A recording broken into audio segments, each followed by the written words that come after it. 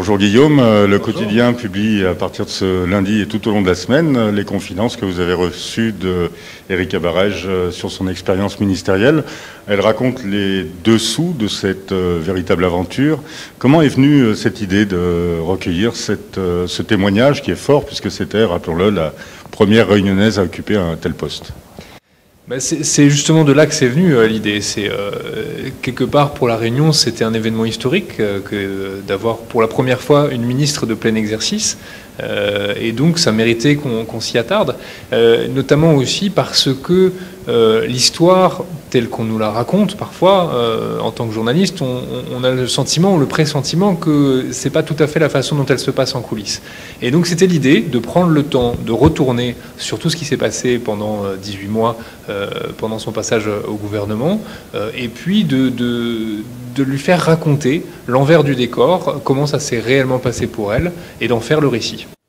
Alors, on l'a vu peu de temps avant sa nomination, d'ailleurs, qu'un président de la République s'était prêté à l'exercice avec un président ne devrait pas dire cela. Est-ce que, pour elle, ça a été facile de la convaincre? Est-ce qu'elle s'est prêtée au jeu facilement? Oui, elle s'est prêtée au jeu facilement. En tout cas, elle a accepté facilement parce que, quelque part, cette expérience ministérielle reste pour elle forte dans sa carrière politique et quelque chose de marquant, en tout cas qui est marquant pour elle. Après, c'est plus difficile d'arriver à faire dire des choses intéressantes à une personnalité politique qui est toujours dans le contrôle, parfois dans la langue de bois, et qui ne va pas forcément spontanément vous révéler tous les secrets d'alcôve. Donc il y avait toujours, au cours des entretiens, il y a eu 5 entretiens, une petite période en début d'entretien où il fallait casser la glace, on va dire, pour arriver à avoir des révélations plus intéressantes, plus savoureuses à la fin. Alors on l'a vu dans ce premier épisode ce lundi, vous avez réussi à casser la glace parce qu'elle se livre quand même notamment sur des anecdotes avec ses rapports avec Victorin Lurel, c'est assez savoureux. Qu'est-ce que vous retenez comme anecdote ou comme dessous des cartes qu'elle vous a révélé au fil de ces 5 entretiens qu'on va publier jusqu'à vendredi?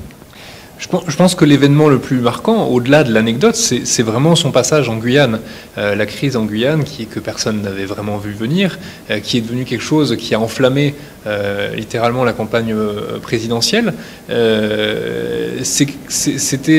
en a l'image que de ce discours, de ces excuses au balcon d'Éric Abarège, mais il faut savoir qu'avant ces excuses, il y a eu tout un processus qui a amené à ça. Et de découvrir et de raconter ce processus, c'est, je pense, le temps le plus fort, en tout cas dans ce récit journalistique que nous publions jusqu'à la fin de la semaine. Très bien. Merci Guillaume. Merci à vous.